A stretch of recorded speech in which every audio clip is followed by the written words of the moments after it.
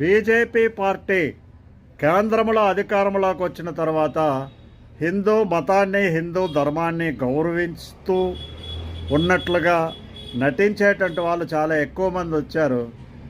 మరీ ముఖ్యంగా సినిమా రంగంలో దాన్ని ఎన్కాష్ చేసుకోవడానికి ప్రతి స్టోరీకి కూడా హిస్టారికల్ బ్యాక్గ్రౌండ్ పెట్టుకొని ఏ హనుమంతుడినో అశ్వత్థామనో మరొకరినో పెట్టి జోడించి ఆ సినిమాని హిట్ చేసేటువంటి ప్రయత్నాలు చేస్తున్నారు.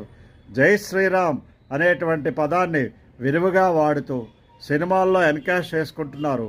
దేశభక్తి ప్రబోధితమైనటువంటి స్టోరీలతో సినిమాలు తీస్తూ దురంధర అనేటువంటి సినిమాలను ఎప్పుడూ లేనటువంటి బాలీవుడ్ నుంచి రావడం చాలా ఆశ్చర్యకరం అనిపిస్తూ ఉంటుంది.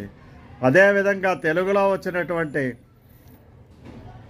బాలయ్య సినిమా అఖండ 2 కూడా హిందూ ధర్మ పరిరక్షణ కోసం కేకలేయడం మనకు కనిపిస్తూ ఉంటుంది.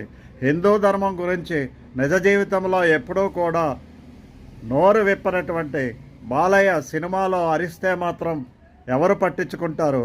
అందుకే సినిమాలు కేవలము నడుస్తున్నటువంటి చరిత్రను ఎన్కాష్ చేసుకునేటువంటి దీని కింద తయారైతే జయాపజయాలు పక్కన పెట్టినట్లయితే చాలా హిందూ ధర్మ ప్రచారము అనేటువంటిది పరాకాష్ఠకు చేరిందని చెప్పక తప్పదు.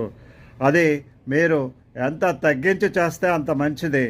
మీరు ధన ఆర్జన కోసం హిందూ ధర్మాన్ని ఉపయోగించుకోకండి. నిజంగా మీరు హిందూ ధర్మాన్ని పరిరక్షించే సనాతన ధర్మవాదులుగా నిలబడాలి అనుకుంటే హృదయపూర్వకంగా హిందూ సనాతన ధర్మాన్ని గౌరవించండి, మరొకరికి ఎంకరేజ్ చేయండి. జై హింద్, జై